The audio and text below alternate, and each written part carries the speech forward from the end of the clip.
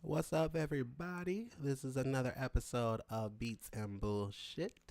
This is Arkeem here, and once again, I'm with my co-host Eric here. What up, dog?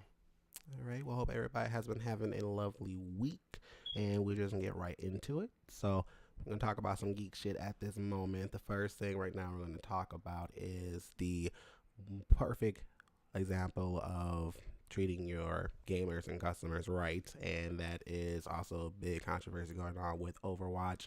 For everyone know, Overwatch is one of the biggest games out right now from Blizzard, and as of right now, they are getting ready to do their update, which is the Overwatch 2.0. So, Eric, I know you're kind of more into like the shooting games, but have you been playing Overwatch? Are you aware about the update? Actually, I just got into Overwatch like maybe 4 or 5 months ago, and that's kind of odd because I kept hearing about it. I just never really gave it a chance and played it.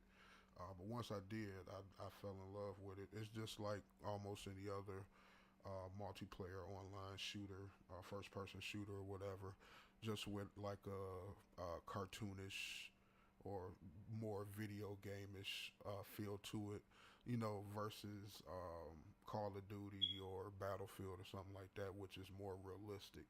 So that was really why I didn't give it a chance at first. But once I did, it was a pretty good play. And then I'm excited to hear about the updates that they're doing. They said they're pretty much giving the game a complete overhaul. It's going to require a whole nother install. So that's new. So it's like essentially they're giving you a brand new game. Um, it's gonna have a lot of things like a lot of skins and a lot more skins or costumes or um, what do they call them, the emotes or emote the dances and stuff like that. It's gonna have a lot of stuff like that along with new boards, um, new maps, I should say, new characters. So it's going to be a real big update. That's why it's requiring a whole nother install. So I'm looking forward to it. Yeah, it's gonna be really nice. And basically, the creators of Overwatch pretty much just told everybody in a recent press release was, the reason why of doing this is that when they do this update and when they do the next patch, you'll be able to just take it better. So basically, like if you love the game, you're gonna sacrifice the reinstall. I mean, a lot of people making a big hoopla and bull about it, but it's like they're willing to change this game 180 to make it Shit, better. half of these updates be whole nother installs anyway. Exactly. So that's the biggest thing about it. So that's gonna be really dope. I'm really excited for that. That actually makes me want to go into playing Overwatch. I haven't been a big old first person shooter person, but definitely the graphics and everything and the whole community of it makes me want to try it out. So I'm definitely excited for that. Mm-hmm. Before we get a little bit too ahead into the game, we do want to first off definitely say our condolences and just a moment of silence to a big comic legend. Not only comic book legend, but just creator, visionary, just a man in the making. Stan Lee. If you guys don't know, he did just pass today. He was 95 when he passed away, and basically it was announced earlier that he had passed from his representative. Um, Yeah, definitely sad to hear that. Stan Lee has been with us for so long before the movies. For the youngest that don't know, he actually was responsible for the actual comics. So, it didn't just start with Iron Man as far as Stan Lee goes. But no, he will be missed. I will miss seeing him, his little 3-second cameos in all of the Marvel movies. So, rest in peace to Stan Lee. yeah, definitely. And just for someone who's been listening to like seeing all the movies and the comic books, like he's definitely gonna be one to be missed. So definitely R.I.P. to the big Stan. Transitioning actually to Disney, actually talking about the whole enterprise, as you guys Y'all also can't have none of our shit. you can't have nothing nice.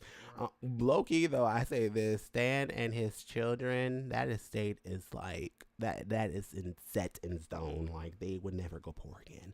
Yeah. with that in mind, so everybody knows about Disney Plus. Disney Plus actually is going to be the new streaming service. It was announced this past week in a conference with Disney, just basically talking about the whole service and the whole subscription going on. So basically, with Disney Plus, it is Disney's exclusive subscription service, and basically all of the different properties are going to be on Disney in this subscription service. It's a lot of cool stuff they're doing actually. They're doing a lot of remakes. It sounds like with this new service, or like a lot of, like the original Disney movies. They're making like updates and just different changes about those. The biggest thing, really, a lot of people are talking about is the price. So there is to pretty much debut in late 2019. They haven't said like an official start up time, but it will be towards the end of next year. But basically, right now, that the amount is right now they're talking about between I believe $9 to $14. So like something like maybe like a Hulu Plus or something like that. Another bill. That's all. I'm so sick of these apps and all this stuff with these 9.99, 11.99 charges, and I sit there and buy. I'm sitting there waiting for this one because I am excited to see what they're gonna do, and because they're talking about blowing Netflix out of the water, with their platform. So, and who didn't love something that had something to do with Disney? So I'm definitely excited to see what they're gonna do with that platform, and we'll see. Yeah, and the biggest thing really also with the Disney subscription is now all the Marvel movies are going to be on there. So actually, Captain Marvel is going to be the very first movie to drop on Disney Plus after it comes out, and then from then on out, everything is going to be on there. So that's a big thing for all of the Marvel fans. There's also going to be, the Clone Wars series. If y'all into Star Wars, the final season going on there, and also a Loki series is also going to be on there for Thor. So there's a lot of cool things going on with that, and like you said, it's going to be like another bill or so or something like that, but it's going to help some people out, and just check it out for the most part. So moving on to some other gaming related news, Ubisoft, and everyone don't know, has been a very big company, with the Rayman series, and then with other series, such as Watch Dogs, and a couple other series that's been coming out within the last few years. Basically, they are starting to get into the whole money train with different adaptations, whether it be something like a movie or TV. You've seen it with Assassin's Creed, with them doing the movie last year that ended up doing pretty well, in regards to that, and even the Persia series a couple of years back. So they announced basically two new projects, basically with both their games. One is the Werewolves Within, and the other one is the Child of Light. Now, I have actually played the Child of Light. It is a RPG actually on, I believe, the Xbox One and the PS4. It's out already. Yeah, Child of Light actually, I believe, came out 2016. So it's been a couple of years old now, but it's a pretty cool RPG. It's basically just based off the whole like level up system. So if you play like Final Fantasy or those sort of RPG games that have that same system, what I like about it is the storyline. It's kind of a darker storyline in my kind of taking. It talks about this princess who's basically in this universe where it's all of light and light creatures, and basically this witch of the Umbra, which is called actually Umbra, so I'm thinking more Bayonetta, but she does have the name is Umbrian Queen, basically, but like a dark witch, and basically she comes into this whole universe and brings everything in darkness. So it's also shell shaded too. So the animation and the whole visuals is a very stunningly nice game. That's actually being turned into a TV series. So the creators actually of the Child of Light series actually talked about how they're trying to make this series act like the game, because there's a lot of different things in the game that it's really awesome to show. So they're kind of working on how to make that into a whole series. And then the other one is Werewolves Within. That is actually a PSVR game that came out when the whole PSVR craze is going on, and they're actually making that into a movie coming out in the next couple of years. I think that's in 2020, and then I believe the Trial Life series supposed to come out to 2019. I think. I just hope they do a good job because the track record of uh, movies being made from video games is not all that good. So I just hope that whatever they do with it, it just it goes across well. Yeah, that's definitely true. Like a lot of them don't really transition. I know even back when I was watching Prince of Persia when it came out, it was like, all right. And I was a Prince of Persia Yeah, fan when it came out. yeah, yeah. I mean, and that also that's kind of the problem with some of the DC and Marvel movies. You know, you get people that just buy franchises or whatever, and you know try to make money off of it that don't really know nothing about what it is. You know, they are trying to. You know, they're not fans of of what they're doing. They're just trying to make money off of it. So they don't really put the heart and soul needed to to bring it out.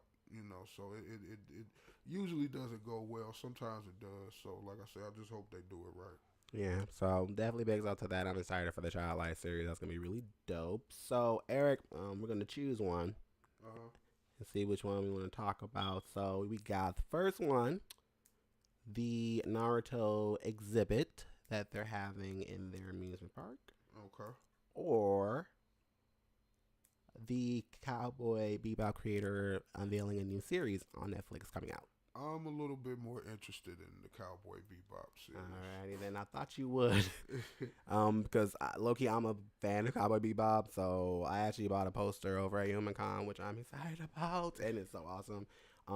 But yes, so Shinichiro Watabe, who is the creator of Cowboy Bebop, he is actually going to be bringing out a brand new anime on Netflix. If a lot of people don't know, actually Netflix have been doing a lot more anime ever since the last couple of years, and since anime is starting to become a more bigger thing in the Western countries, especially in the United States. They're really big up on that craze. So a lot of people are doing a lot of anime shows. I know Jaden just did one with I believe Jaden. yeah, Jaden Smith. He Jaden was on Smith. one. Yeah, he was on one Can actually. we talk about Jaden Smith for a second? Oh, what about Jaden? Okay, so I woke up this morning and the first thing I saw on my phone, from the first thing I do is pick up my phone. First thing I saw on my timeline was Jaden Smith admits that Tyler Creator is his boyfriend. And so I clicked it. And so Jaden Smith had this concert. And in the middle of the concert, he stopped the music and said, I want to thank everybody for coming out, this, that, and other, blah, blah, blah. And I just want everybody to know Tyler the Creator is one of my best friends in the world. I love him, and I want to tell y'all something that he don't want y'all to know. And Tyler Creator is my boyfriend, and he was there. And so he turned around and was like, "No, no, no, no, no!" But he was like laughing as he was doing it. But he was on stage. If you take anything from this show tonight, I want you to take knowing that Tyler the Creator is my boyfriend and has been all my life. I'm surprised you ain't seen it. I shared it on my page on Facebook I'm and not on Twitter. Facebook actually. Huh? I'd go on my Facebook So page. It's yeah, on I'm not on Facebook. Speaking of, that's right. You I'm used not to on be. Facebook. You used to be, didn't you? No. Speaking of Yeah, I'm social 25. I media. don't do Facebook. I still have Messenger, but I don't do Facebook. I was about to say, I know I talked to you on You can there. still hit me up Yeah, on Messenger, that's but right. you can't get me on Facebook. Okay. Yeah, that's on Yeah. my. It's on.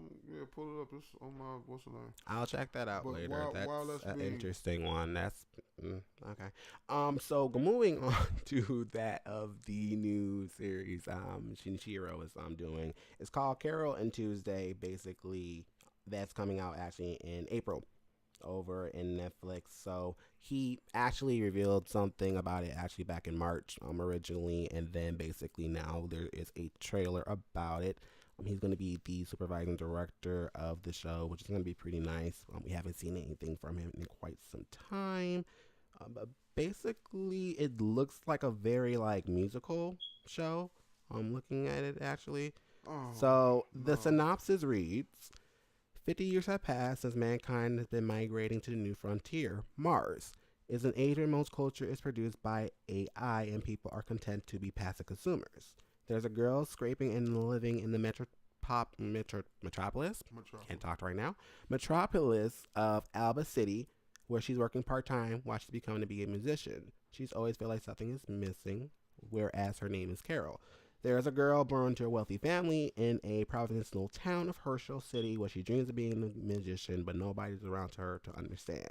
So I guess it sounds like basically these two meet together, and then you kind of get this kind of like groove where they kind of like blend in with each other with music, and they kind of go on this adventure. It kind of sounds like, so it's not more of like they got the hard hitting kind of like stuff we know of him as. It's kind of more of like, I would say like more slice of life, maybe with like adventure kind of thing. Like I So think there's this, one I'm trying to remember, like Your Lie in April. I think kind of like that's the one I'm kind of thinking, like that one a lot of people like.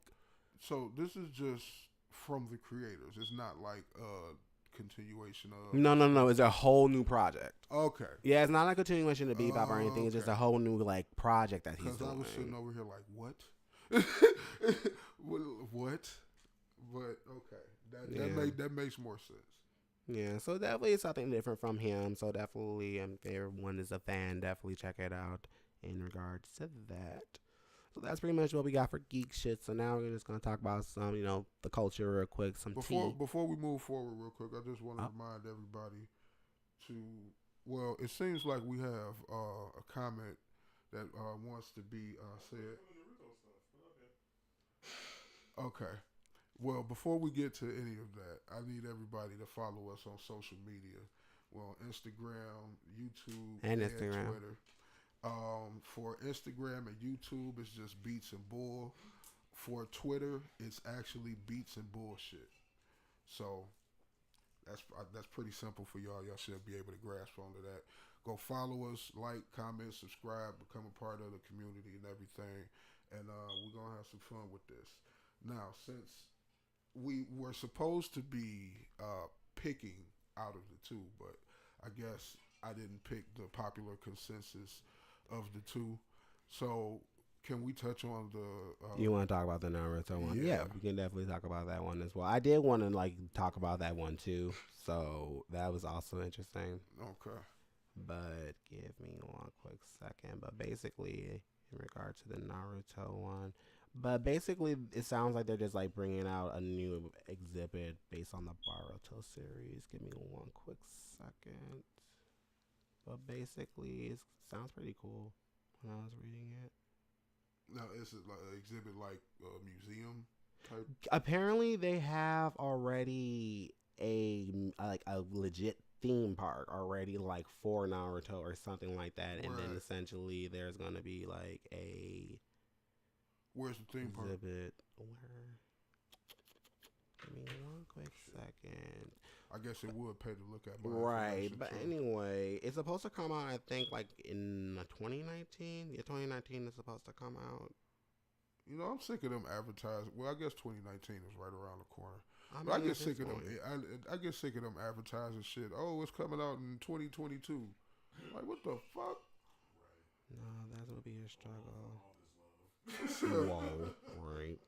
then we're gonna give you trailer after trailer. So much. But no, it's funny though, cause like when they was talking about it, so in regards to that exhibit, so is it hidden? So basically, right now, what they're doing is a hidden leaf, yeah, hidden leaf exhibit. Yep. So it's plans to bring a real life version of Naruto's Hidden Leaf Village to Japan.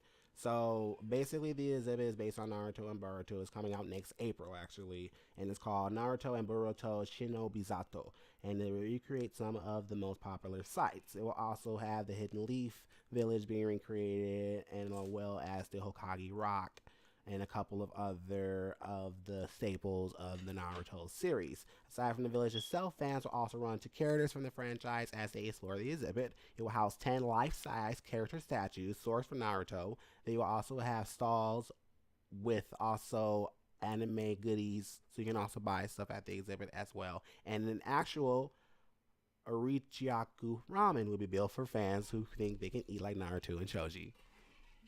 So yes, basically that's going to be a very big thing going on. Now the models they said will actually go live later on December, so they can look forward to see how they will actually look like. And then there will be a booth advertising the park. There will be a booth advertising the park actually at an event called Jump Festa coming out, and then they'll be also doing a mock up during that time. So that is actually pretty cool. I know I love Naruto, and I still love Naruto still. I haven't been checking out the Boruto spinoff, but definitely that's really cool to check it out. Sounds pretty dope. Yeah, I'm about saying go to Richiaku, hello, like give me food. So that is pretty dope. So going forward, basically now we're gonna talk about, like I said, some culture right now. First thing I want to talk about actually is the Breaking Bad. Little sources right now. So for those who are fans of Breaking Bad, I've actually been trying to catch it up now, so I'm kind of excited. Really? What is season? I'm starting season 1, so I'm just starting to get into it. Like I have a rule when it comes to certain series. Like I try to wait until the end. If I like get into it like last minute, I just wait until the end until it's finished. That's how I was with Dexter.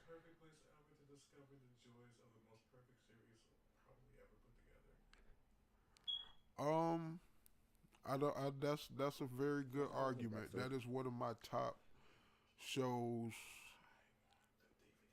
out of out of all time. That's one of my top. I don't know what number it falls under. Is something special about the DVD series that? No, he just wants to. Yeah.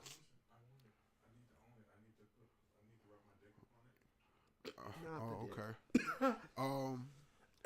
So, Come through. if you is it still on Netflix? Cause I know when I caught up on it was on Netflix. I gotta double check. I think it's on.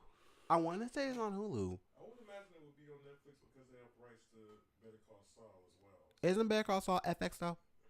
No, it's AMC. AMC, damn, that's right. AMC. AMC. Oh yeah, that is right. Then they might be on Netflix. Cause I don't think Hulu has AMC. Wait a minute, AMC Time Warner though? Isn't AMC Time Warner though? Time Warner is pretty much all. Then Time Warner will still be with Hulu. It will be on Hulu then. If it's it should be on Hulu. I'll check it out though. But I think I saw the first episode though on Netflix. So if it is on Hulu, I'll check it out. But anyway, there is talking about that there is a movie coming out in the works. The Hollywood Reporter actually said it's unclear if the film will hit theaters or stick to the small screen. So right now it's undecided what they're gonna do. I need this to be a large scale movie. I need it done right. I need it to make sense. I don't even need to even put that into the universe because I know it's gonna be done right. He would like cut a damn scene because he forgot to put somebody's watch on and write it into the damn script to why he left the watch off of the damn scene. But see, that's the type of detail. That's the type of detail I like. Absolute faith in what's gonna be done. That's true. Now, there's some other sources like Uprock saying that it is happening. Bryan Cranston actually confirmed about the upcoming movie. He said he absolutely appear if Gilligan asked. He said, yes, there's appears to be a movie version of Breaking Bad. He said also on an episode of The Dan Patrick Show. It's a great story, and there's a lot of people who felt that they wanted to see some kind of completion to these kind of storylines that were left open. So basically, he is up to the idea of like, let's close it out. Let's see what we can do with this. Now, if this does happen, a possible plot, they said from another source of the Albuquerque Journal, says the movie tracks the escape of a kidnapped man of his quest of freedom. So we don't know what's going to happen, but they're apparently, we'll see. Right now, they said production is expected to begin later this month in New Mexico under the rumored working title Greenbrier, and plans to wrap up early February. If Aaron Paul and Bryan Cranston not in this movie, I'm not going to see it.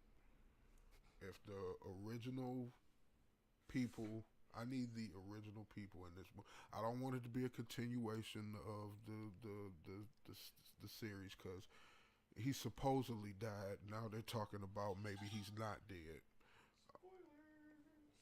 But I just now started watching it. He has terminal cancer. So that's said in the beginning of the first episode. So he's going to die regardless. You just don't know how. No, I didn't. I didn't say how he died. I didn't. He has terminal cancer. He's terminal. Do you know what terminal means? I am visually shading you. I don't know why. Terminal means it's the end. It's terminal.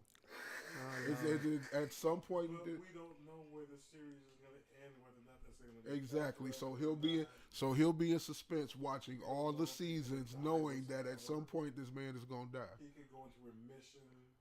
Next topic. Hey, it can get crazy. So next thing we're gonna talk about is South Park. Now, South Park is actually one of my favorite shows. Actually, so it's a pretty great show in regards to satire. And what happened with your phone? It Googled some point. I said that. Remember how I said at some point he's going to die? It Googled some point. Wow. See, that's what happens. That happened to me actually like last week at work. So I don't know what's going on. And they is on the rise. So the South Park creators, Matt Stone and Trey Parker, as y'all know, is like probably one of the biggest trollers in like the earth, but probably one of the like most smartest men, like in my opinion, in regards to social satire. But basically, they did a episode recently where they apologized to Al Gore. Essentially, as y'all know, they have done many different episodes just talking about different folks, just social commentary, you know, from Hollywood, the Kardashians, global warming. So basically, a episode they did back in the 10th season called Man Bear Pig was talking about Al Gore and climate change. And now y'all remember Man Bear Pig. Man Bear Pig. So basically, they said that, you know, the biggest threat to the planet was going to be Al Gore, and they called him the Man Bear Pig.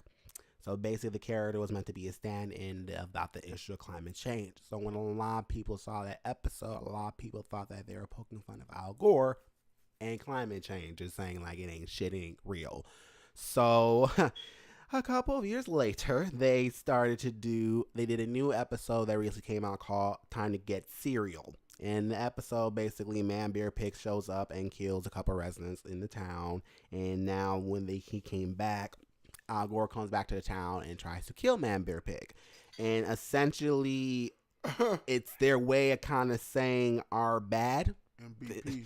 And basically in the episode, he ultimately gets the kids to apologize for not taking him seriously for a dozen years ago. They would even go as far as to tell him that the world would be a better place if Gore had became president. Finally taken seriously, Gore agrees to help while the episode continues with a special trend of sanity in this case.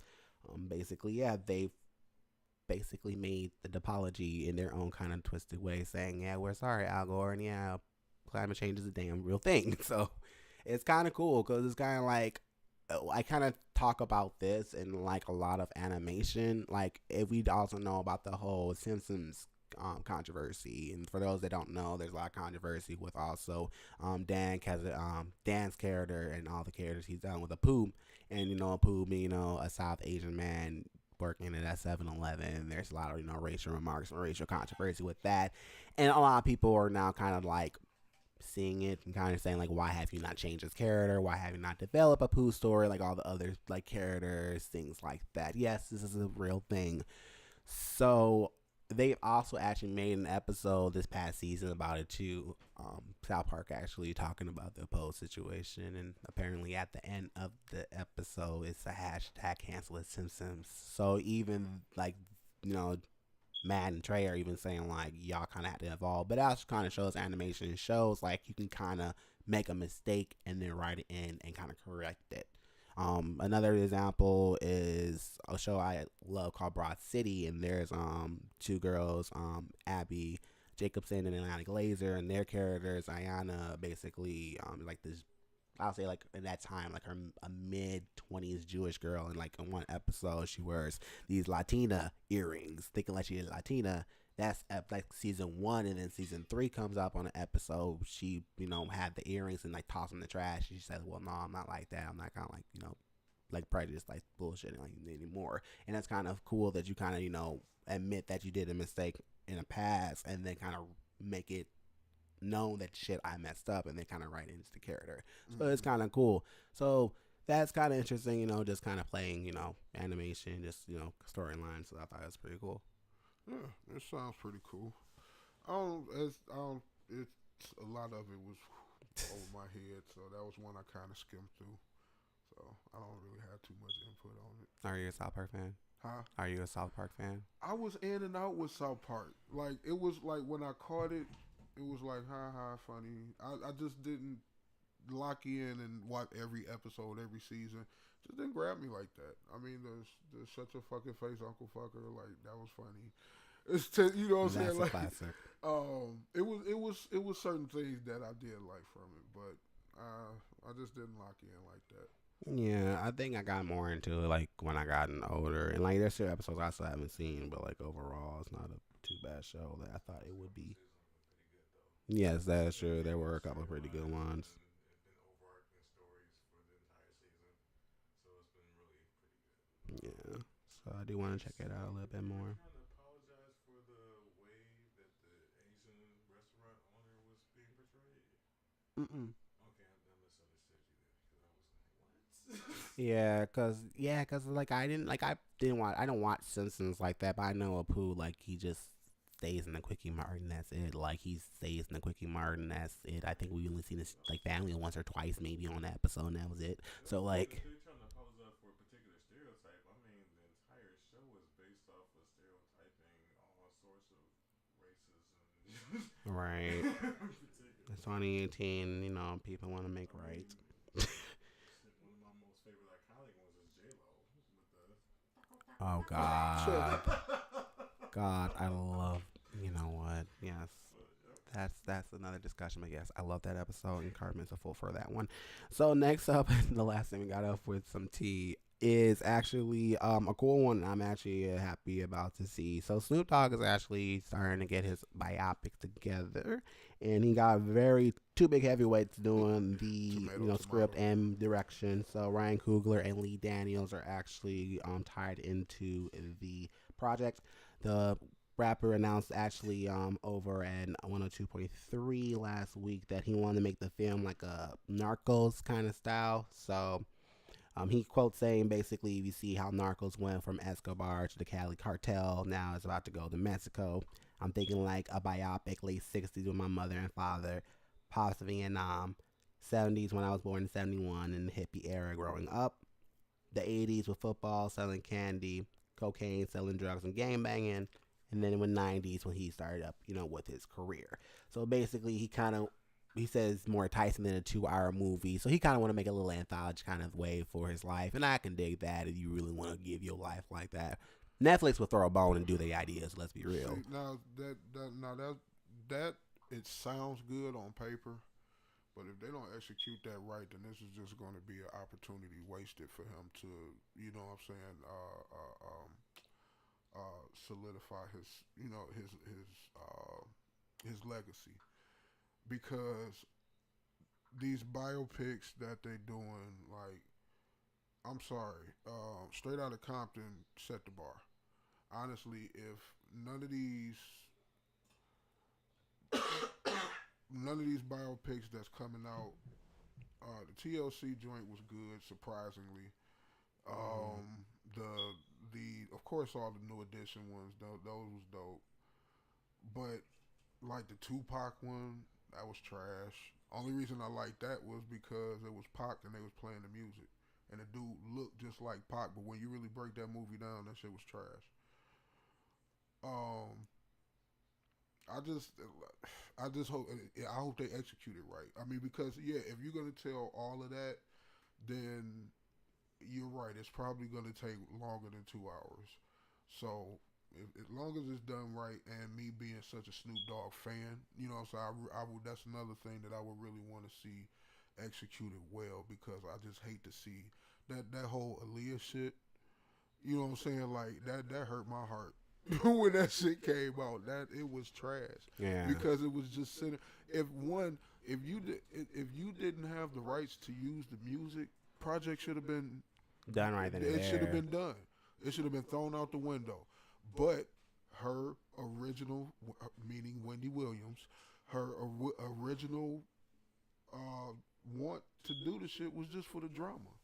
You already, if you know Wendy Williams' background, that's what she about. So hey, I can't use the music. Oh well, I'm still gonna put this gossip out here. You know what I'm saying? I'm still gonna say R. Kelly did whatever. You know what I'm saying? Mm-hmm. So it was like, as long as it's done right, then cool. I'm rocking with it. Yeah, and that's the biggest thing about it. So I'm excited about it too. Snoop Dogg is actually one of my favorites as well. And just with the fact that he's already like saying, in conjunctions or kind of throwing out names like Lee Daniels and Ryan Coogler, like, Well, also, if Lee Daniels is putting his hands on it, then I'm pretty sure it's in good hands.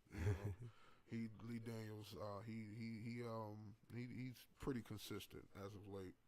Yeah, that's true. And Ryan Coogler, just from Creed and all the other stuff he's been doing, it's just been amazing. So, like, and also with Black Panther and being on the Black Panther 2 movie as well. So, the man is going up in Fruitvale Station. So, it's just a lot of stuff going on with him, and I'm excited for that. But that's all we have for the tea for this week. So right now we're going to first off, once again, if you guys are listening, just definitely check out our, social media. We got a lot of cool things going on for you guys, and I'm posting a lot of good content. So definitely check us out.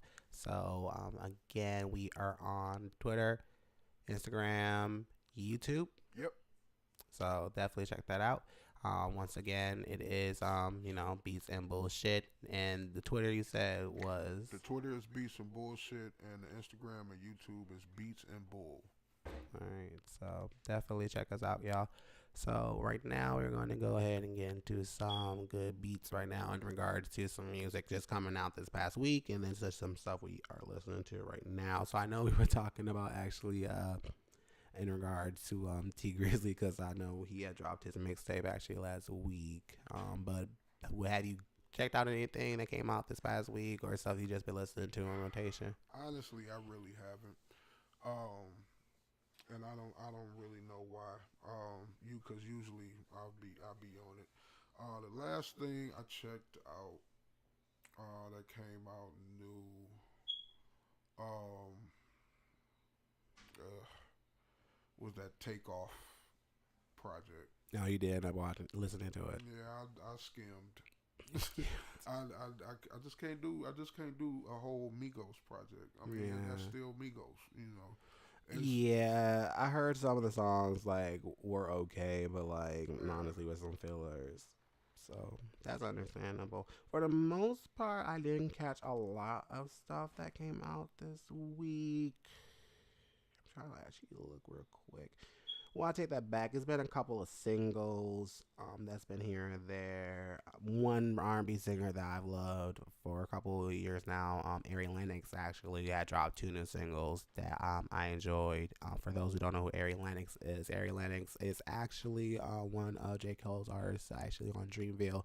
I think she's the only female act right now still on Dreamville Records, but basically I love her sound. She's this very like Trini girl that just has a very like unique sense of R&B. But she dropped one single called 40 Shades of Choke, and then the second single was Grandpa, and I'm excited for this album coming out, and she's dropping 2 new tracks tomorrow. So that's who I've been listening to. I know Lil Dragon, which is another band that I listen to, just dropped an EP. I know they just dropped out their first single called Lover Enchanting. So they just dropped the EP, I believe, this past week. Other than that, been listening just to like a lot of lo-fi mixes. Oh, I did check out Queen Herbie's project actually, this past week as well. So that's pretty good. Queen Herbie. So Queen Herbie actually, you've seen her before. Okay, so if you've like watched like YouTube stuff and like that. Okay, well, story time. Do you remember back when Look at Me Now came out and everybody was doing all the covers?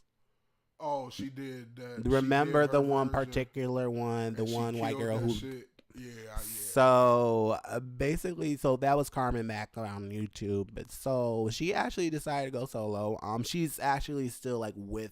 So they two actually end up getting married a couple of years later actually. So they're still together. But she actually started doing her own solo thing now with the whole rap, kind of takings with everything. So I know her husband Nick is still like doing production and stuff like that and help her out in the management end, but it's all her. Amy is her actual name, but she goes by this persona now as Queen Herbie, and she's been actually dropping out a couple EPs now for the last year. And I've actually loved seen her growth. She's actually been taking this stuff actually seriously. Her background is actually really awesome. Her and Nick actually went to Berkeley School of Music, and I believe she went for like vocal production and training. And her background, I love her. She could grow. She's grew up in Boston. She grows up like with R&B and pop, like very deep R&B cuts and stuff. So she already has that voice, but now she kind of got this, rapping in with it, which is pretty dope. That brings up an interesting question. How do you feel about white rappers? So let's get to this. Here's my thing about it. Honestly, I in recent years have to learn that hip hop is just a very big cultural thing, as anything that we do. As black people, we're not monolithic. We are definitely various and different kind of shades and talents and everything. And hip hop, as I've just learned, is gonna be what it is. You're gonna take it how you want it or not. My thing is, I know the essence of hip hop. I know the essence of what it is, and I think that's why, for me, when I listen to Act Steel today, I still take that of, okay, what are you talking about? What kind of message are you bringing? Don't get me wrong, I'm someone who still get hyped up about it, but I guess when I say about white rappers, as long as you understand what it's coming from, and if you appreciate the craft to grow, Mm-hmm. that's when I say I can listen to you. Iggy Azalea, for one example, the reason why I kind of don't like her at times as is she always fall back into just mainstream trap. And when I say that is she doesn't really listen to most of what she thinks she wants to believe. She's gotten better. I think that just been with hard times and being in a space where you can't really rely on others. She's gotten better. Her recent project was not too bad. I really appreciated the last project she dropped, Surviving the Summer. The Surviving the Summer project was not that bad. I realized that is definitely better than most of the stuff she's brought out before. In the sense of Queen Herbie, what I like about her is like, okay, yeah, you discovered this, but the fact you gotten better from like 6, 7 years ago, and now I can be like, okay, I can like your stuff. EP4 really has showed that to me because this EP is only like 4 or 5 songs, but each song like is very layered. And she plays with all of her sounds this time around. There's one track called Alone where she just sings, and it's just this big ass trap beat, but it's like she singing is better, like as big as these R&B singers out. So that's the dope part about it. There's one song called Nintendo that's actually really dope. It's something like I We can should talk about Iggy, right? Huh? No, I'm talking about Queen Herbie. I'm about to Oh, okay. Sorry, I'm about to say. I was about to say Iggy has expanded her. I was about to say, wow, I really have to check it. Oh, okay. That makes more sense.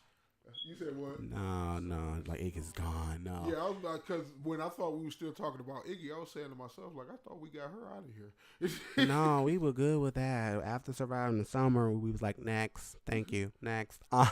So basically, with that, she's awesome. But no, like Nintendo, which is also a song that's on the EP. Like honestly, I can hear that being played like on like stations and stuff like that. And she plays with a lot of cool people. She plays. The one thing I like about her though too is she plays fair. Like she collaborates with everyone. She collaborates with a lot of the new female rappers out now, and I feel in any kind of profession, especially if you're being someone, say, not in the culture, say white or someone, you gotta be able to appreciate the art and be able to immerse yourself in the community. And I think that's what she's done. She's been able to, hang with, the female rappers and the female peers with her instead of not acting like, oh, I'm on my own like level.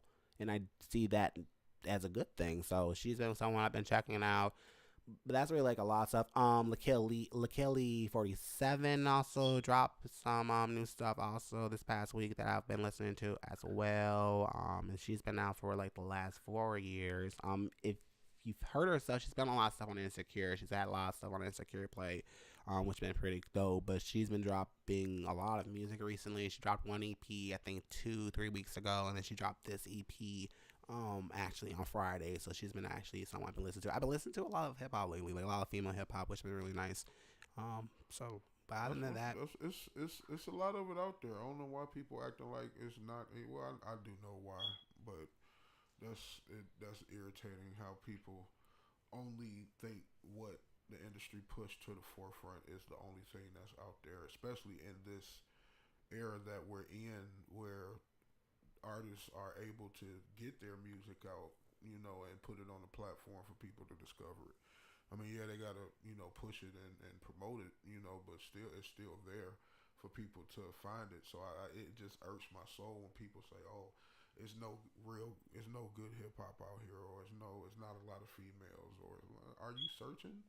Where are you looking? Yeah, and that's the biggest thing. You gotta look for it, and that's basically with music. People don't want to search it. But other than that, a lot of female hip Everybody hop. lazy. The consumer lazy. The industry lazy. The artists Yeah, getting lazy. They just mumbling now. Like everybody just fucking lazy. big old mumble rap. Yeah, Shit, the R&B singers is mumbling now. Like, yeah, they're yeah. schrappers. That's what I call them. They singing and rapping. They schrappers. Not rappers. Dead. I dig that though. Other than that though, I've been just kind of listening to all my old stuff. The only newer like singing project I've been listening to is this real cool girl called Sabrina Carpenter. Actually, that's out actually like right now. She's like this newer pop star that's coming out. She came out of Disney just like all the other ones, but I like her a little bit because of her sense of one. She's been like co-writing a lot of her stuff, which I always appreciate someone who writes their own music in some sort of way. And then this new project, she's been actually collaborating with a lot of cool producers like Oak and a couple other people like Stargate, which is pretty nice. But it's a very vibey album. I like it. She's actually splitting this album in two parts. Which I think is pretty dope. It's 18 songs, 16 songs in total, and it's 8 songs each. So she dropped the Act One part of it on Friday, and it's pretty vibey. Like she I think just turned 19, so she's like a very young pop star. She looks at like Christina Aguilera and Adele for her influences, which is pretty nice. But it's a very vibey album. I like it. It's pretty cool. But other than that, that's kind of been all I've been listening to for the most part this week. Uh, So she's pretty much 100% appropriator. Okay. She's appropriating the appropriators. sure. I'm Okay. just saying. Uh, well, that was speaking more to my point of why I asked that question. To where, like my take on white rappers or just any white person who like maybe sing or that somebody could say that they're probably, what I'm saying, it's in the black culture or Yeah. whatever. My my stance on it is as long as it's authentic. Yeah. My problem with Iggy was, ain't she from Australia, Hmm. and where's she trapping at? They trap in Australia. Not only is she from Australia, but when she originally came out, she came out trying to be another version of Britney Spears. I mean, She like, just kept shifting her damn game until she found something that stuck. I get trying to find yourself as an artist, but like, She wasn't where? trying to find herself as an artist. She was trying to find herself a damn bank account. Fuck that bullshit. Yeah. Well, I mean, tell them how you really feel. Okay. um, There you go. but that's my only problem. When you can see through and be like, okay, you didn't grow up in the hood. What was that dude name on YouTube? The little white boy that was shooting up with the guns, and I said his name in a rap No. one time. Slim, was it Slim something? It was some little white boy, and he was making his little homemade videos, and he got him and his little friends. They got guns and pointing them, and they rapping, "I'll kill you." The suburbs is in the background of your video. Like, come on, like that's when I have a problem with it. Yeah, that's when appropriation gets to a point where Yeah, shit just go yeah. wrong. But someone that you can see, okay, they have talent. Okay, they just, I mean, like back in the day, people didn't even know Tina Marie was white until they actually seen her. Yeah. So that's my take on that. Like I say, her, I don't know if that's what she's doing. From the way you describe her, it doesn't really sound like that to me. But I would have to check her out myself. Yeah. So yeah, I know it's been kind of cool. Like I said, I know a lot of stuff is coming out later on this week, and then other than that, I know Ariana dropped her other track, and that actually went number one, actually, which is pretty nice. And When you described it, that was my first thought. Like she's like another coming of Ariana Grande. But there's been a series of these Disney pop stars throughout the decade.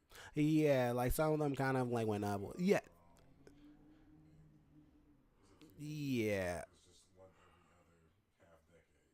So Yeah, I think that's true too. I think it's like ever since, I mean, ever since the whole Britney Spears and Christina Aguilera, situation back in the 90s, I feel like we've always seen that, like anything, either a Nickelodeon star or a Disney star. I mean, Ariana's different because she is the only Nickelodeon star I honestly know that's ended up becoming this big of a star. But then again, the girl had chops to begin with.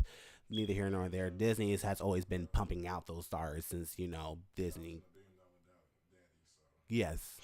So that's that too. So that is pretty much all we got for just beats and stuff. So next thing we want to talk about is some black excellence. So we just got two things talking about that in regards to cool things going on in the community. So the first thing is a new alumni network that is going to be accessible for people who are going to HBCUs and in the LGBT community. So the Human Rights Campaign and HBCU Bus Partner is launching a LGBTQ plus HBCU alumni network. According to the Human Rights Campaign, it'll work with Center on further engagement on the LGBTQ plus community with HBCUs to find officials to investigate complaints against maladministration, as well as increasing collaborations with student associations and the production of biweekly column daily detailing opportunities for student and alumni network members. So basically, it's going to pretty much just help a lot of things in regards to, helping out not only the community but also the HBCUs, so it's more accessible and just be able to help out one another. That's definitely pretty good, especially the fact that more HBCUs are, especially those who are in the LGBT community, they want to go to HBCUs, be with their own kind and grow. So having that accepting environment and especially being able to, be in a community of your own is really nice. So that's definitely big ups to them. This collaboration Absolutely. came shortly after HBCU leaders began to push a LGBTQ inclusivity on the campuses. So Okay, yeah, absolutely. That's definitely a good thing. Anything that's for what's the word I'm looking for? Bringing groups of people together of likeness and everything, especially in the community and all communities, LGBT, black community, the college community, all of that. That's definitely good. So I'm all for it. yeah, that's definitely cool, especially. So that's definitely a lot of people to get more enticed to go into HBCUs. And then the other one we want to talk about, like excellence, is actually to U.S. gymnastics Simone Biles. In regards to her recent win, so Simone Biles actually has become the first woman in actually the gymnastics championship in records to win four all around world titles. She just won her fourth one actually at this year's Artistic Gymnastics Championship. According to People, she scored 1.7 points more than the runner up and silver medalist Mai Murakami of Japan, pulling in a winning score of 57.491. Now, the reason why a lot of people were surprised that she won was for a lot of different reasons, but the reason why was this girl the night before was in the hospital because she had a kidney stone. The kidney stone still is in her body, and the next day she went out and competed. That's dedication. Okay. That is dedication. I've never had one, but I've heard they are nothing to play with, and I've seen them sit people down. So I mean, and anybody that any athlete or whatever you do, performers or whenever. I remember when I remember when Beyonce fell chin first down them stairs Okay. and got her ass right up and started dancing like nothing happened. I respected her so much more for that shit afterwards. After I finished laughing, I found a great deal of respect for her for that. So I applaud anybody who could do that. Definitely big ups to Simone on that. Yeah, she posted it on Twitter too, just saying like, "Hey, I'm coming, guys. Like, hey, it's not gonna beat me." So that's definitely a black girl magic there. So Yeah. congrats to Miss Simone in regards to your 4 wins and definitely getting that feat. So next thing we want to talk about next is some more news. I don't know, Eric, you had any announcements or anything real quick before we move on? Announcements? No. I got something I wanted to add to bullshit of the week once we get there. Oh, okay. But yeah, no, not really announcements or anything. Well, just be on the lookout. We got a couple more podcasts coming y'all way. You know, just different style podcasts or whatever. So just keep an eye out for that. I'll keep y'all up to date on what the content and dates on it dropping and everything. So that's it. All right, then. So next thing to go up is just kind of moving on to some more news, more towards the LGBT community and just some, fun topics here. First thing I wanted to talk about is actually how to get away with murder. I don't know if you ever saw the series or you know about it, Eric. Yeah, I watched. I didn't dive into it like everybody else. I was rebelling because everybody that and Scandal. Oh, Scandal! They made me sick. Um, but I did watch some episodes of it, and it was good. You know, from the episodes I saw, and I like you was talking earlier, how everybody be on the wave at the time. Like a lot of things, some things I will be, and other things like I'll check it out when I want. You know, Yeah. I was like that with Breaking Bad, and I didn't. I started watching it like how many seasons was it? 7. I would say 5 actually. And whatever it was, I started watching it, and it was like in the second to last season, and so it was like I caught up, and then I had to wait every week like everybody else. So I was pissed because I was hooked. But yeah, I just didn't get into it like that. But I do know it was a good show. Okay. Yeah, and I do gotta make sure I check it out this weekend. Check out Breaking Bad this weekend. I'm probably gonna definitely watch some shows this weekend. So We basically, probably should do like a reaction thing to you catching up on Breaking Bad. That would be interesting to see.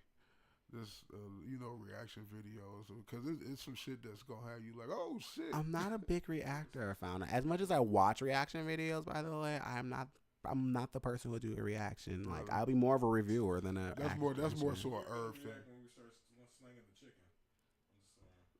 Oh, cha.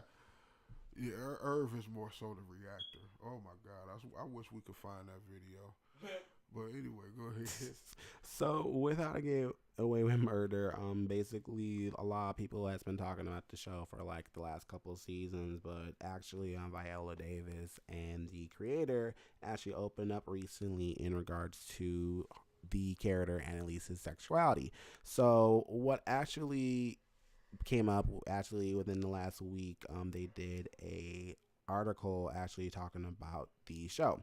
So Viola did a interview with Pride Source saying that she is actually pansexual, the character Annalise, and she was actually inspired to make Annalise pansexual after watching an episode of I Am Jazz, which is a show on TLC.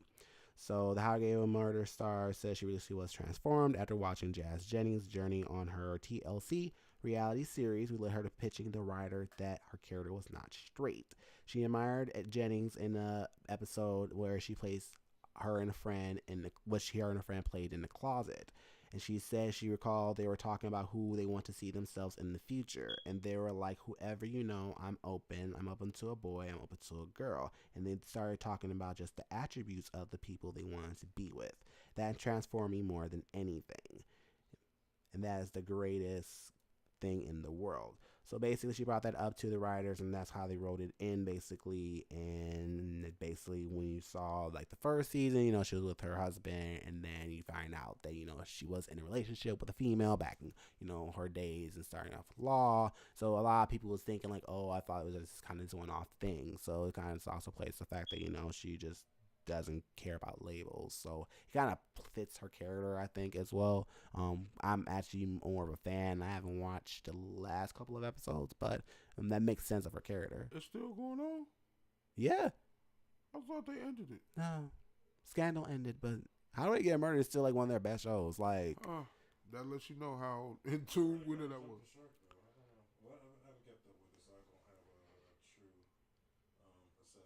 It's been crazy. I've heard that a lot of the fans now are kind of ready for it to wrap up. I haven't seen the last couple episodes, so and I Sound like the know it's Power been fans. I know it's been kind of like interesting. I know they brought a new character in that's supposed to replace Wes, and I think a lot of people are just kind of irritated and done with that because it's kind of like why y'all replaced him. It's kind of like it's a lot of stuff.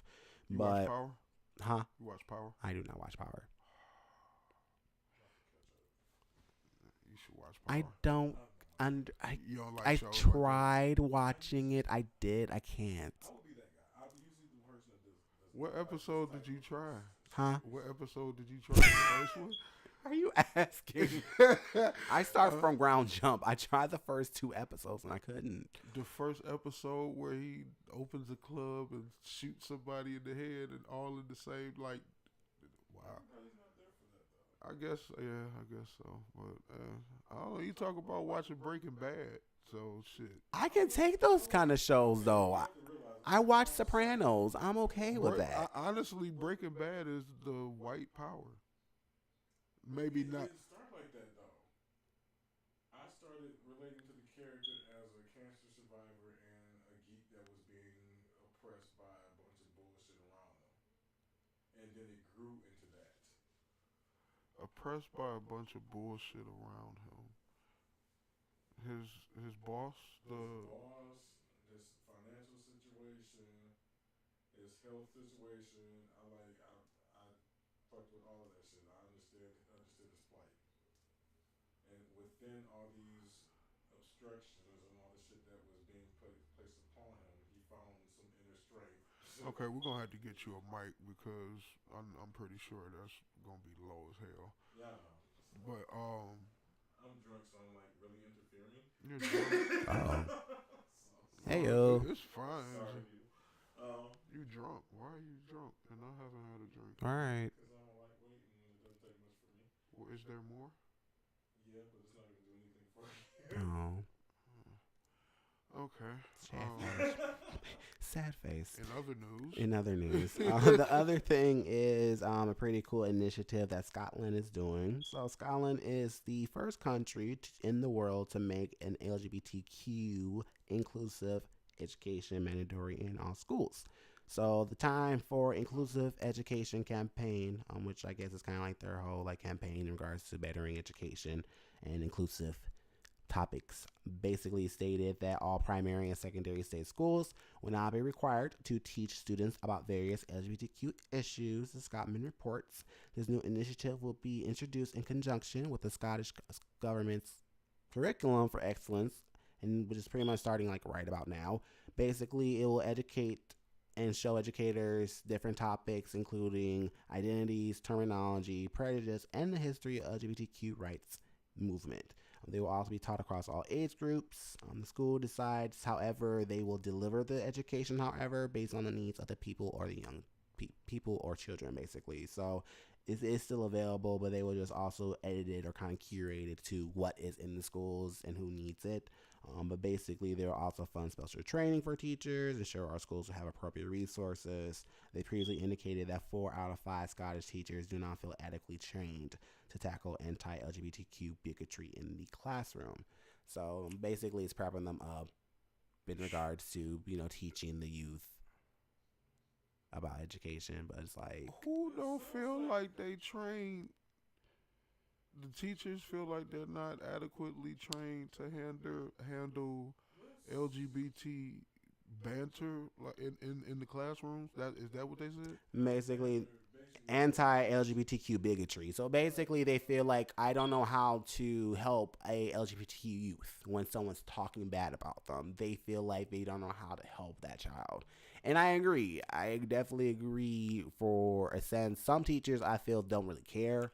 Some others don't really know how to handle it. Let me ask this question.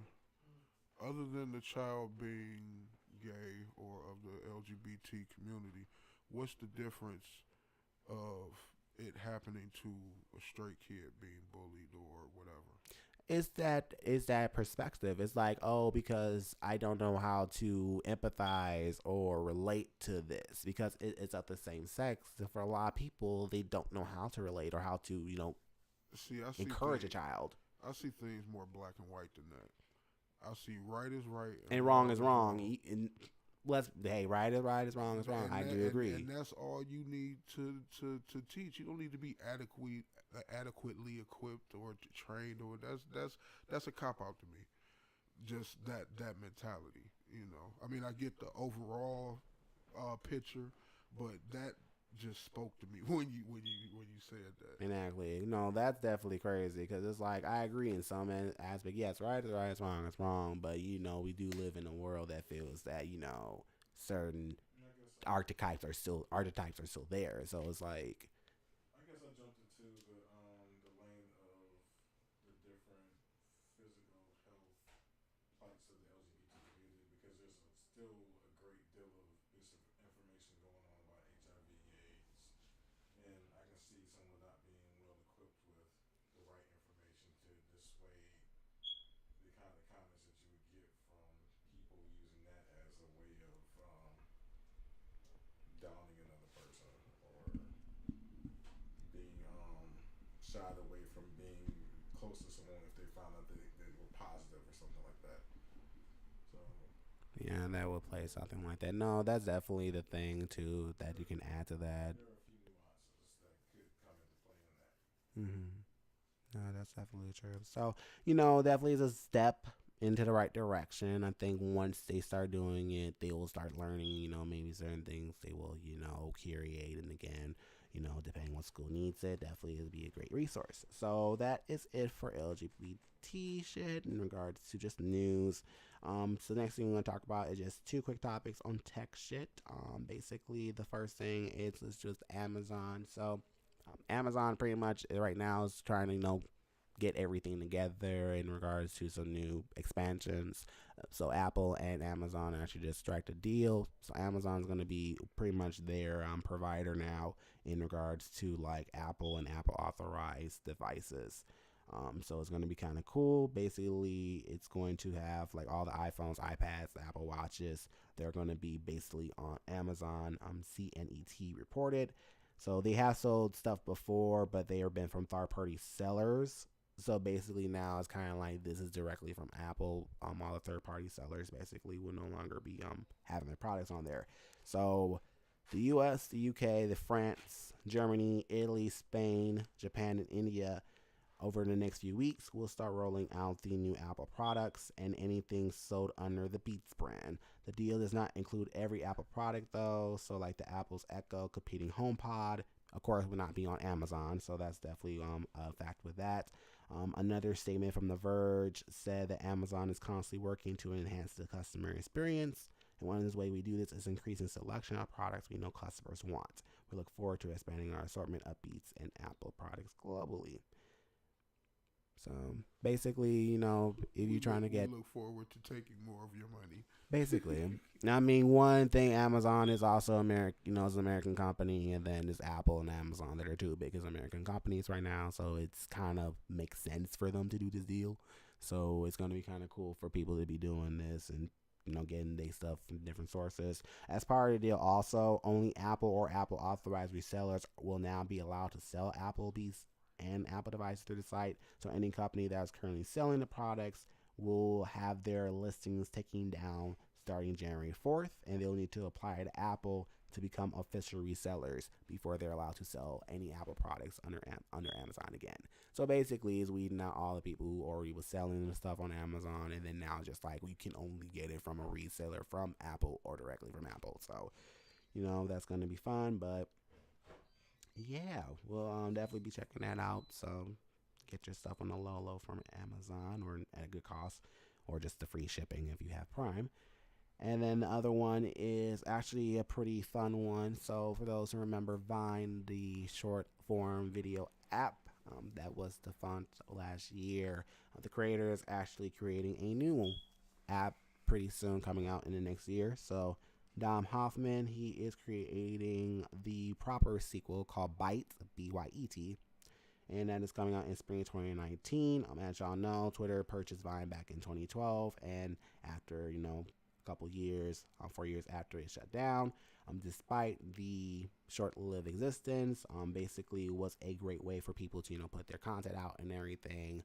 Basically, it was what Instagram was now, basically before everything moved over. So it's basically just a recreation in a brand new app. So new name, same shit. But basically, the creator just saying that it will be coming out in the next few months with some more information. So basically, it's gonna be the same format. It looks like nothing really different. If they come out with that 6 second bullshit again, they could keep it. Now, Back when Vine first came out, when they started, when they started that wave, that was cool. I was just getting ready to say, I'm wondering what Vine would be today, with upgrades and all of that, especially to what Instagram has grown to. hmm So if they coming with that 6 second bullshit again, like they need to keep it. yeah, I know there's another app called TikTok. I think that's like I out. be seeing that and I just be laughing at the videos of because I be scrolling through Instagram. You see the ads, and they be dancing to the little songs or whatever, and just the edit. It just be funny to me. But I be wanting to download it, but I know I'm not about to sit there and dance and make a video and do that shit. So I just Yeah. don't download it. Yeah, so that's gonna be interesting. I'm excited for it, but I'm probably like not gonna check it out. But we'll Yeah. check it out when it comes out. But that's pretty much it for tech shit. So now we have the bullshit of the week. So this is a new segment here that I was kind of like brainstorming, and basically I kind of think it ties into everything. So bullshit of the week basically is just gonna be some articles and pretty much what the fuck situations been then going on throughout this week, and just kind of things I feel that is just basically bullshit. So basically the first thing we're gonna talk about is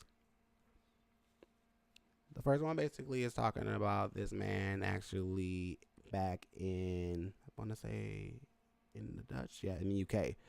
So basically, there is a man of the name of Emil Ratelband who is, right, the last name, basically is suing his city of Arnhem in regards to a trans change situation.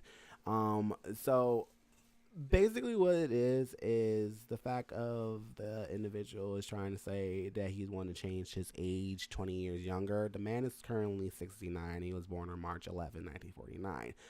And basically he wants to pretty much change his age from 69 to 49, and he's comparing the change as being transgendered. He says, why live in a time when you can change your name and change your gender? Why can't I decide my own age? Now, the reason why of this is he feels that he is discriminated of his age, and that is affecting his employment chances. Also, that is ruining his chances on the Tinder app. Now, mind you, this is BBC World News had made this article in regards to this. In regards to the man, he's supposed to be a positivity trainer. So, Can I ask a question? Why is this news? that's why I say I mean, bullshit. it's bullshit of the week, definitely. But why is this news? Because people, as people want to make a hoopla of things, and I think people want to just try to feel like they have a voice, and it's like some things honestly don't desire a voice. I think we've used the Second I'm not even Amendment. speaking to him. I'm speaking to the people who decided to run with this story Mm-hmm. and put it in the press and make it news.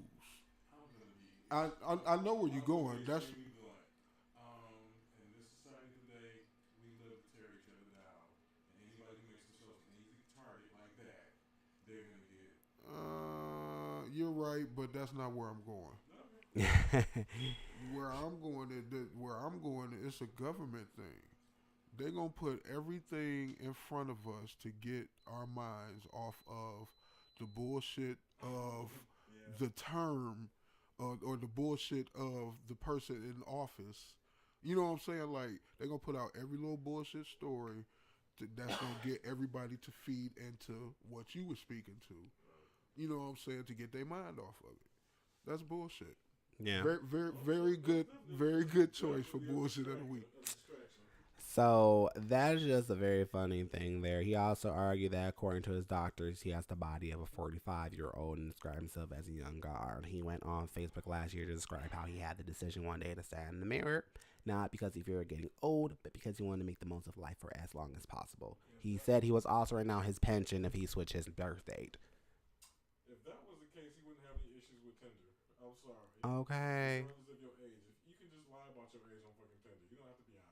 Thank you. If your picture reflects that you look like this, then people are gonna fuck with you regardless. I Mm-hmm. mean, and we live in. And let's face facts. Daddies are in right now. Okay. So get over it. Nah, nah, nah. Okay, so. You just ugly. Eh, Accept the facts. accepted. Get your bankroll up. So. Can you, Eric? Huh? Oh yeah. Yeah. So the one I wanted to add, the bullshit of the week I wanted to add Mhm. was Takashi 6ix9ine. Oh, you talking about the shooting? Yes. Oh my god, I low key did want to put that on the T, and then I was like, I don't know if you. No, we're not putting that on the T. We're putting that on the bullshit. And I'm gonna tell you why. As soon as I find your charge port. Pull it, Oh.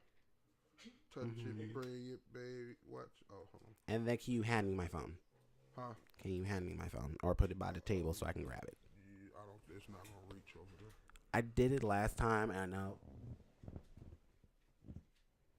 Okay, so Takashi Yay. 6ix9ine. Now, the reason why this is bullshit of the week for me is because the position he's put himself in. Now, fill me in, because all I know is the shooting happened. I don't really know the full deal of it.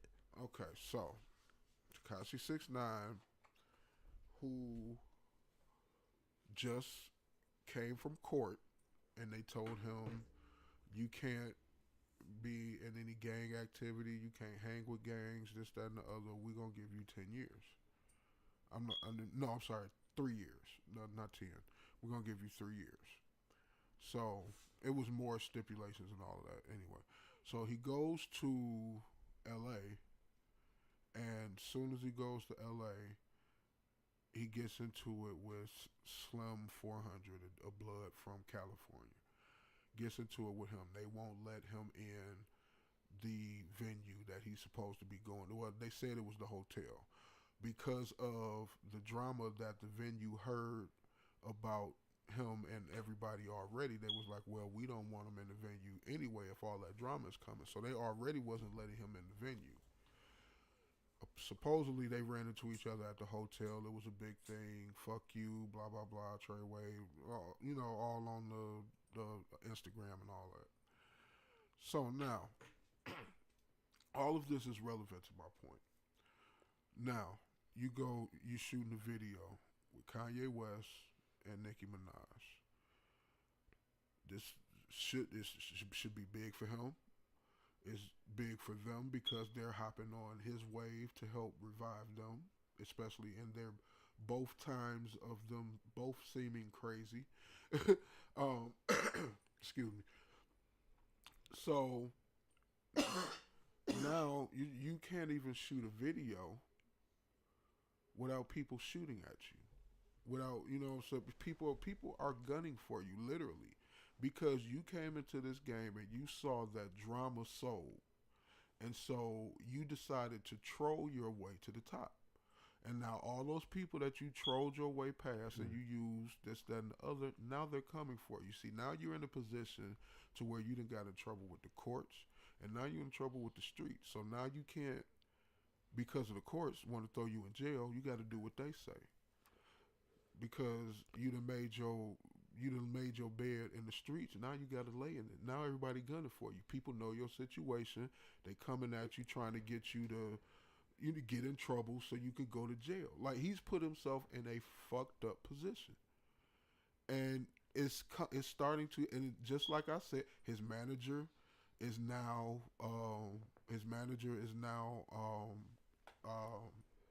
they charged him with the shooting that happened a few months ago. So it's all crumbling. And I said this was going to happen. Back when he was doing all this shit, and I was I'm like, it's just not gonna last long, and it's crumbling. It really is. So Yeah, a lot of these young rappers, especially Takashi and rest in peace, Lil Peep, along with XXXTentacion, a lot of these rappers need to understand with a lot of these demons, a lot of these things, it comes back to you. I haven't seen like a new crop of rappers either get in the law so deep or get this like dead in a young age. And I think it just kind of comes with all the stuff they're doing. Like a lot of people trying to play hard in these streets, and it's like, know your lane. I think we just lost. A lot of people just lost their way, especially a lot of people who are younger than I am. In the sense of just like losing their way and not just really understanding their own self worth. And it takes time. There's a lot of stuff that kind of like distract us between all the phones and Instagram and TV and all this other things, we kind of lose sight in ourselves. And at the end of the day, with a lot of these people, especially with them, it's like not only the shit they're pulling and the shit they've done is taunting them, now it's coming back to haunt them. And he's just another example. Like even back with the whole case that he was having with the whole child pornography shit. Like even when that happened, I was like, how are you this young and you already dealing with some shit like this? Like this is some shit like a Michael Myers or like the comedian or like an R. Kelly at this time should be dealing with. Not you being what now older, what did 1920? Why are you messing with girls that young, bro, that are like 15 and 16? Like I don't understand. So it's things like that where it's like you have to understand where you come from. Like know your lane. I think some people lost their lane. He at this point about to be just locked up. Is that the fact of learning his lane or the fact that he's a product of his lane? Like our culture today is so based on the now. Yeah. Like all these kids are married to the moment. If they're not doing something that's relevant right this absolute minute, they don't feel like they have a life. Damn the repercussions. Like I have to be relevant right now. social And I media. think and I think people lost the fact of being in the present and the now. I think people have lost that. People feel like they have, like that's the thing. Like you don't have to always put yourself out there or like be that. Just appreciate where you're at. Appreciate the moment instead of just kind of being like, That's what we celebrate in this culture today. But see, that's not just in this culture. That's today. Period. yeah, That's what I was trying to say before I was coughing up a lung. Um, it's fucking social media. yeah, We live in a Gratification. instant yes, gratification era. I'm gonna post this pic. I want to get as many likes and shit as I can. Once I do that, I'm looking for the next post. You know what I'm saying? And or just people, wanting things at a very like quick fashion. Like even with like people in regards to service and stuff like that, people just want like an answer now, or like can you speed this up? Can you speed that up? And it's like, yeah, people have no patience nowadays, and like it's with the whole gratification thing that can come in an instant. So people are addicted to it. yeah, people don't want to wait. They don't want to wait. So no, that's definitely some bullshit, especially with that. And then the last thing for bullshit of the week is a very funny situation. So I'm gonna just paint the story for you guys. If you ever want a cheesecake factory, don't do it this way. So a town near Atlanta is actually trying to create their own city due to situations and income of a local city of Stockbridge. So there's a city called Stockbridge, basically in regards to them pretty much putting out a new ordinance for a new town. So basically, all started off with this neighborhood called Eagles Landing, which is billing itself to be a country club community. The community is supposed to be completely wealthy and completely white. Well, mostly white, I'm sorry. The rest of the Stockbridge is middle class and working class as well, and they are majority black. So basically, this community wants to exit out the city due to the tax base in Stockbridge. And basically, all they wanted to get was a cheesecake factory because they wanted everyone that is pretty much of white or mostly of white to move out of the area. So that way the tax bracket can go down and they can get the Cheesecake Factory. So Reverse someone who gentrification. Reverse gentrification. Right. So it's like, is that blacklining? okay. So it gets better so much. So much better. So basically, someone on the county, which is named Vicky Consiglio, she was the chair of committees of the city of Eagles Landing. I serve on the Henry Country Zoning Board, so I kept seeing all these places like Bojangles, Waffle Houses, dollar stores, and all this going up in our county. And I was like, why we can't get a Cheesecake Factory or a PF Chang's or a Houston's? We have areas that have nice high income, so Or what's the deal? Zaxby's. Sorry. That was my personal favorite. Okay, speak it. Speak it. So basically, yes, that's basically what she had mentioned, saying that, why we don't have a PF Chang's or Houston's or Cheesecake Factory. Now, advocates said their request was repeatedly denied as the median income was $55,000, which is deemed too low by the restaurant's executives. Now, the company has neither confirmed or denied taking median income into account in deciding when it's opening its restaurants. Now, despite the best efforts, her opposition was voted down Tuesday. According to the Atlantic Journal-Constitution, the succession plan received 3,473 votes in favor of 45 in opposition. So, with that me being bullshit of the week, people need to understand this, and I'm about to only say this once. Y'all don't want us in the beginning. Y'all didn't want us in the beginning, and then when we are in y'all presence, y'all scurry away like every other situation, wife, light, and all. The thing with this, I feel, when it comes to this kind of shit, is like, understand, like, I've been to places regardless of income, and if they do it by income, I mean, that's again y'all being racist, but okay.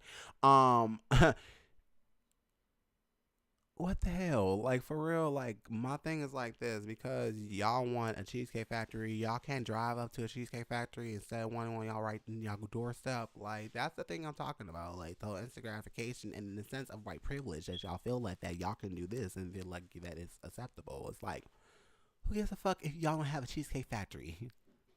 Cheesecake Factory ain't all that. It's good, but don't get me wrong. But it's not. I don't want to sacrifice my 3 children and a leg.